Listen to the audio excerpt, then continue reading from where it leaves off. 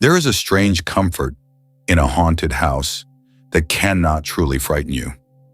In the late summer of 1981, American audiences filed into theaters, or more often, slid a cassette into a VCR on a rainy October night, and found exactly that: a family besieged by monsters who posed no real danger, a curse you could laugh at, and a book of evil that was, at the end of the day, just a book.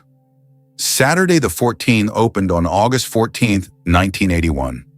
45 years have passed since that date.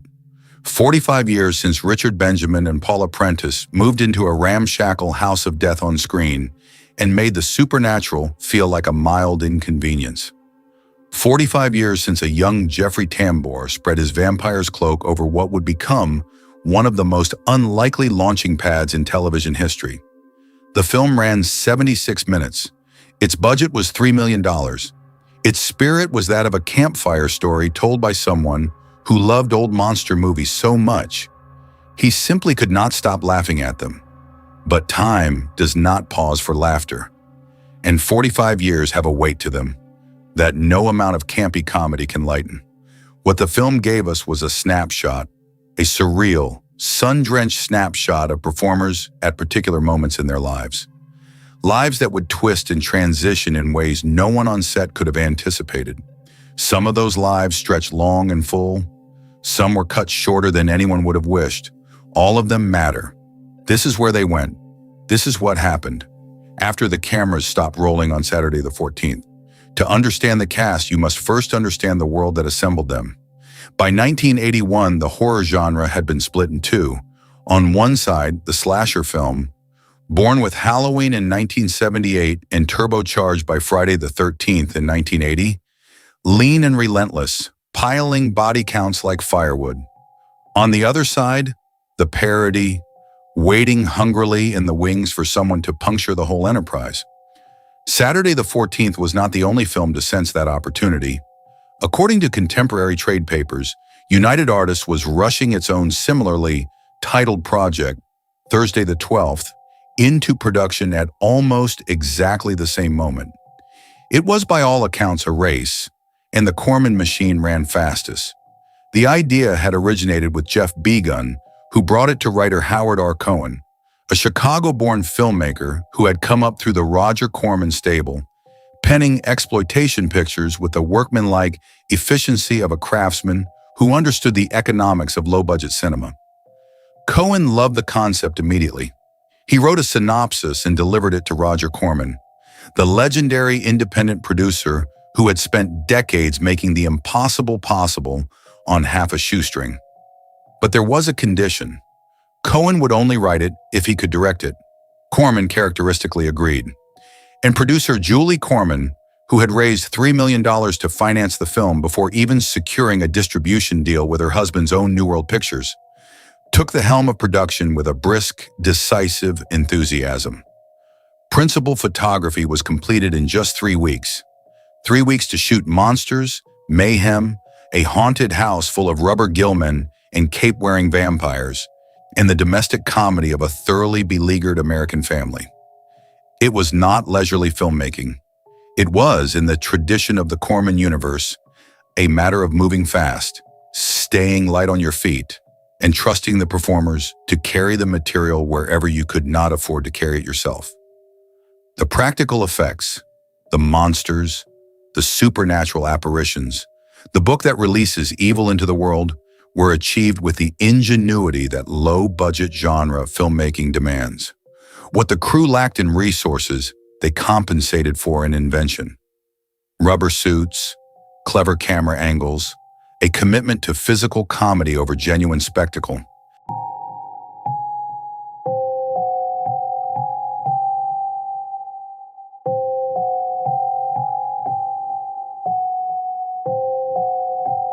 It was a film that knew exactly what it was, and in that self-awareness lay its peculiar charm. But here is the detail that separates Saturday the 14th from the other parodies crowding that moment in cinema history. It was not a slasher parody at all. Despite its title, despite the obvious wink at Friday the 13th, the film had no interest in the contemporary horror landscape. Its true targets were older and more beloved. The universal monsters, the Cape and Fang vampires, the Gillman rising from his lagoon, the Van Helsing archetype chasing evil through cobwebbed corridors. Howard R. Cohen was not mocking what was new. He was celebrating, in the most affectionate and ridiculous way possible, what was old. That distinction mattered. It saved the film from the bitterness of pure satire and gave it something rarer, genuine warmth. Julie Corman would later recall that her two lead actors, real-life husband and wife Richard Benjamin and Paula Prentiss, had strong individual ideas about their characters from the first day. Neither, she noted, felt inclined to defer to the other creatively. The dynamic between them was, in its way, a mirror of their decades-long marriage. Two strong personalities, each with their own compass, somehow navigating in the same direction. When Prentiss refused, for example, to wear the vampire fangs her role technically called for, it was Benjamin who was quietly dispatched to relay the message she might need them after all. They were, even then, a study in contrast, and in something more enduring than contrast. They met at Northwestern University's theater program in the late 1950s. Two young performers with no certainty of what the future held, only the belief that the stage was where they belonged. They married in October 1961, and what followed was not the smooth, synchronized ascent that Hollywood romances are supposed to offer. It was something more honest and more complicated than that. Paula Prentiss, born Paula Ragusa in San Antonio, Texas, was discovered by an MGM talent scout while still a student. Her career ignited almost instantly. By the early 1960s, she was one of the most promising comedians in Hollywood. Quick-witted, physically gifted, possessed of a voice and a laugh that felt entirely her own. Her early films with Jim Hutton established her as a leading lady of the screwball tradition, a performer of genuine range who could pivot from broad comedy to quiet emotional truth without missing a step. Richard Benjamin, meanwhile, built his early career on the stage, a steadier but slower path. There were years in which the asymmetry of their careers was simply a fact they lived with, a tension that would have unraveled lesser partnerships. Then in 1965, while filming What's New, Pussycat, in Paris, something gave way inside Paula Prentiss that no camera had prepared her for. She would speak about it herself years later, with a candor that remains remarkable.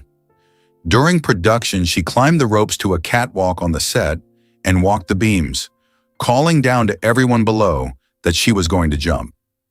A French technician grabbed her. What followed was a 9-month residency at the Payne Whitney Psychiatric Clinic in New York, a period she described, in her own words, as horrendous and disorienting, a place where the logic of recovery felt impossible to locate. She was 37 days into what should have been her brightest professional season, and the world fell sideways. The 5 years that followed were largely silent ones, professionally speaking. But Benjamin was there, and when they returned together, starring in the CBS sitcom He and She from 1967 to 1968, it was a homecoming of sorts. He and She was worth it after what we'd been through, she said. By working together, we learned to live with each other again. Benjamin's own star rose through the late 1960s and into the 1970s, with a string of films that made him, in the words of one critic, an archetype of East Coast Jewish intellectual agony. Goodbye, Columbus in 1969, Catch-22 in 1970, Portnoy's Complaint in 1972. A Golden Globe followed for his supporting work in The Sunshine Boys in 1975, and then gradually his attention shifted. He had always been drawn to the other side of the camera. Direction, he understood, was where his next chapter waited. Here is a question for those of you watching tonight. Do you remember seeing Saturday the 14th for the first time? Was it a theater, a drive-in, or one of those Friday nights when the VHS tape finally worked its way down from the top shelf? Tell us in the comments, because those memories are part of this film's legacy too. By 1981, when the two of them walked onto the set of Saturday the 14th together, playing John and Mary Hyatt, a haplessly ordinary couple inheriting a decidedly inordinary house, They were not young actors playing at domesticity. They were a married couple of 20 years, two people who had genuinely built something together through illness and setback and the ordinary grinding passage of time. The ease between them on screen was not performance. It was tenure. The following year, Benjamin directed My Favorite Year, the Peter O'Toole comedy that earned O'Toole an Academy Award nomination and established Benjamin as a filmmaker of genuine wit and sensibility. Films like Racing with the Moon, The Money Pit, and Mermaids followed. A directing career that, while eventually receding from the spotlight, left a legacy of warmly human comedies.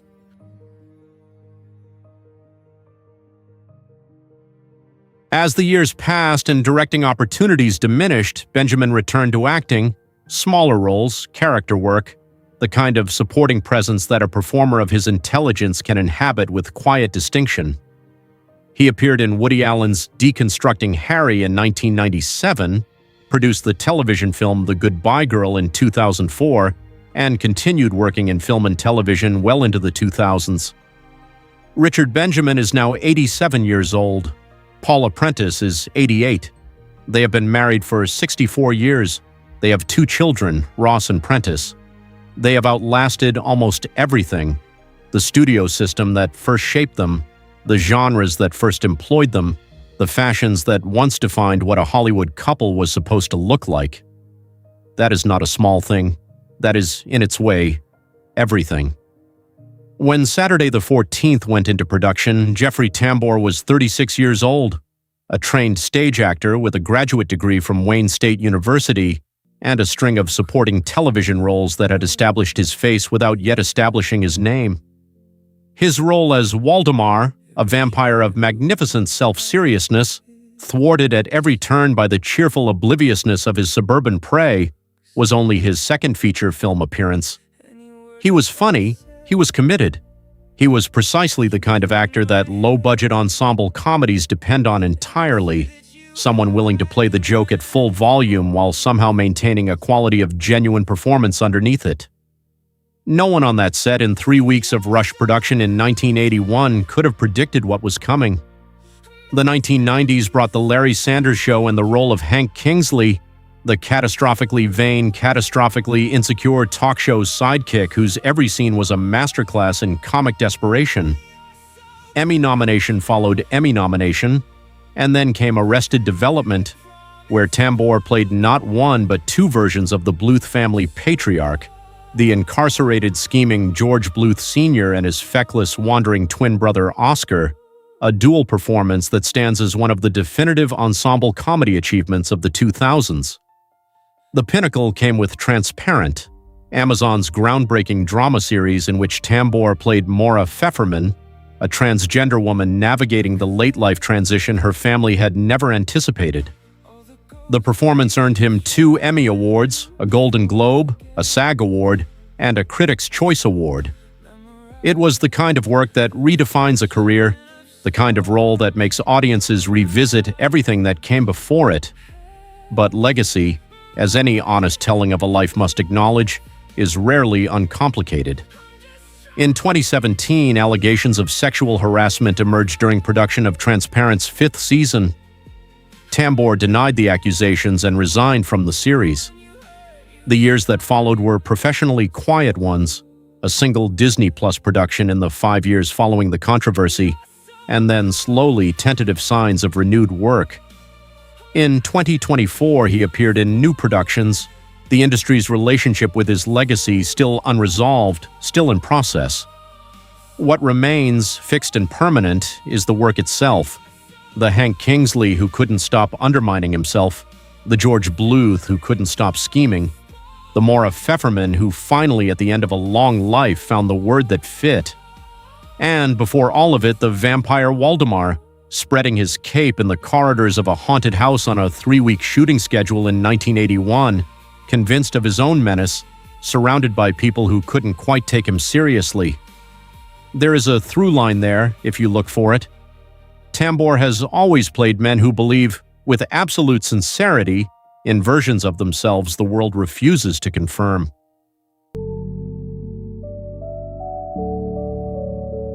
She was 19 when she played Debbie Hyatt, the teenage daughter navigating the house of evil with the distracted half-attention of a girl more concerned with her social life than with whatever her younger brother had unleashed from that book.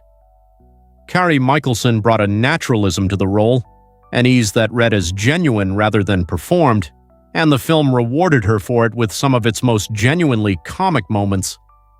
That same year, 1981, Michaelsen landed the role that would define the decade for her, Katie Kaniski on Gimme a Break, the NBC sitcom that would run for 111 episodes alongside the incomparable Nell Carter.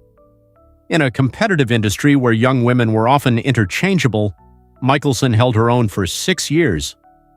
But then, around 1990, something shifted.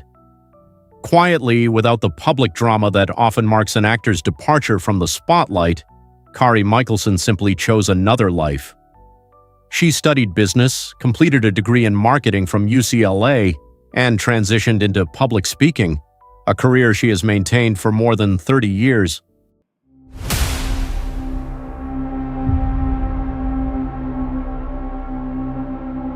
She has shared stages with figures like General Colin Powell. She has built something outside the industry that built her. It is, when you think about it, its own kind of courage to look at the momentum of a career and decide that the next chapter belongs to something else entirely. Not everyone who gathered on that set in 1981 lived to see the film's cult following grow.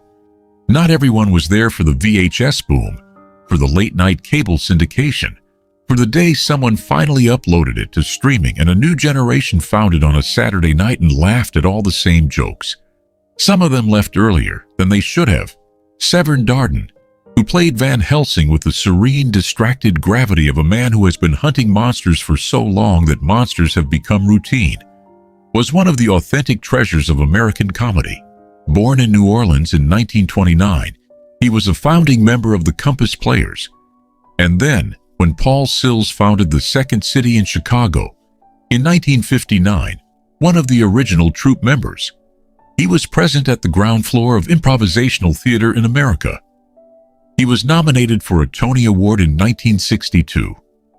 He appeared in The President's Analyst in the Planet of the Apes sequels, in Real Genius, in Back to School, always bringing that quality of benign, authoritative befuddlement that was entirely his own. Severn Darden died on May 27, 1995, in Santa Fe, New Mexico. He was 65 years old. His legacy lives in every improvisation theater that traces its lineage back to that original Chicago experiment, which is to say, his legacy lives nearly everywhere. Howard R. Cohen, the writer and director who brought Saturday the 14th into existence, who agreed to write it only if he could direct it, who spent 3 weeks shepherding monsters and marriages and mayhem through the corridors of that haunted house, was a man of eclectic and restless intelligence. He had founded an alternative humor magazine in Chicago in the 1960s. He had worked as a party joke editor at Playboy. He had been part of a Chicago comedy collective that recorded albums and made experimental video. He had written for the Care Bears and Rainbow Bright and made B-movies for Roger Corman, and somehow, improbably, held all of those things together into a single career. He was also, those who knew him said, extraordinarily good company. A man of wide-ranging knowledge and genuine warmth. Someone for whom film history was a living, breathing conversation rather than a set of facts to be memorized. Julie Corman called him a very good cosmic mind, an intelligent, thoughtful, and inclusive man. Howard R. Cohen died of a heart attack on April 3, 1999, at Cedars-Sinai Medical Center in Los Angeles. He was 56 years old. His passing was noted in Variety. His films, low budget, cheerfully imperfect, and alive with a particular kind of joy, remain. Rosemary DeCamp, who played Aunt Lucille, the relative who appears briefly and is dragged into a closet by a sentient coat, which is exactly the kind of fate one might expect for an aunt in a haunted house comedy, carried with her a career of staggering breadth and longevity. She had begun in radio in 1937, playing Nurse Judy on the Dr. Christian series for 17 years. She had stood beside James Cagney in Yankee Doodle Dandy. She had played the mother of Ronald Reagan's character in This Is the Army. She had appeared on The Bob Cummings Show, on That Girl, on dramas and comedies and anthologies spanning 5 decades. By the time she arrived on the set of Saturday the 14th in 1981, Rosemary DeCamp had been a working actress for 44 years. She approached Aunt Lucille with the same professionalism she had brought to every role since 1937, which is to say, she was present, she was prepared, and she was gracious. She outlived most of her contemporaries. Rosemary DeCamp died of pneumonia on February 20, 2001, in Torrance, California. She was 90 years old. She had been married to the same man, Judge John Ashton Schindler, for 57 years before his death in 1998. She had 4 daughters. Some lives are not tragedies. Some lives are simply full. Rosemary DeCamp's was one of those. We'd like to pause here and ask you something. Among these performers, the veterans, the rising stars, the comedy legends, is there one whose story surprised you most? Is there someone from Saturday the 14th whose later life you'd never known about until tonight? Leave a comment below. These conversations are how the memory of a film stays alive. There is a question that hovers over every film that enters the realm of cult status.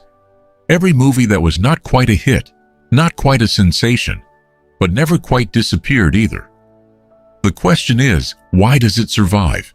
Saturday the 14th was released into the teeth of a competitive October marketplace. In 1981, Halloween 2 opened the same day on more than 500 screens and earned $7.5 million in its first weekend alone. By comparison, Saturday the 14th was a modest performer, a film that found its audience not in theaters but in living rooms, on VHS tape, in the late-night cable slots where discovery happens quietly and privately, one viewer at a time. That syndication life, the slow, patient accumulation of an audience over years rather than weekends, is a particular kind of survival. It is survival on the audience's terms rather than the industry's. And the audience, it turns out, had its own reasons. Saturday the 14th is not a great film in the way that critics measure greatness. It is funny in the way that a well-told joke at a family gathering is funny.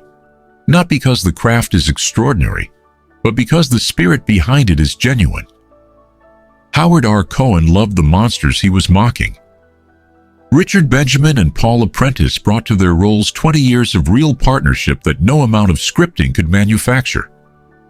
Jeffrey Tambor played his vampire as though the vampire's dignity genuinely mattered to him, and the film, in its way, honored all of it. The legacy of universal horror, the tradition of the screwball couple, the comedy of domestic chaos confronted with supernatural indifference. 45 years later, it is still there, still streaming, still being discovered by someone, somewhere, on a rainy night when they couldn't quite decide what to watch, and took a chance on a title that promised a haunted house and delivered something stranger and warmer than that. The cast who made it have led lives of complexity and grace, of struggle and accomplishment and love and loss. Some of them are still here. Some of them have passed into that quiet place where filmographies become the only voices left. What they share, all of them, the living and the departed, is the permanence of what they made together in 3 weeks on a low budget in 1981. That film exists, it will keep existing, and every time someone presses play, something of each of them, Tambor in his cape, DeCamp in her brief, immortal encounter with a sentient coat, Darden with his abstracted cosmic authority, Benjamin and Prentiss in 60 years of marriage threaded into the east between two people pretending to be strangers to the supernatural, comes briefly, vividly, back to life. That is what the moving image can do. That is what it has always been able to do. And that, perhaps, is the most important thing a haunted house can offer. Not fright, but the surreal and slightly melancholy assurance that the people who inhabited it once have not entirely gone. Thank you for watching. If this retrospective moved you or reminded you of something you'd nearly forgotten, Leave a comment. Subscribe for more Timeless Voices retrospectives. And remember, the cameras stop rolling. The films do not.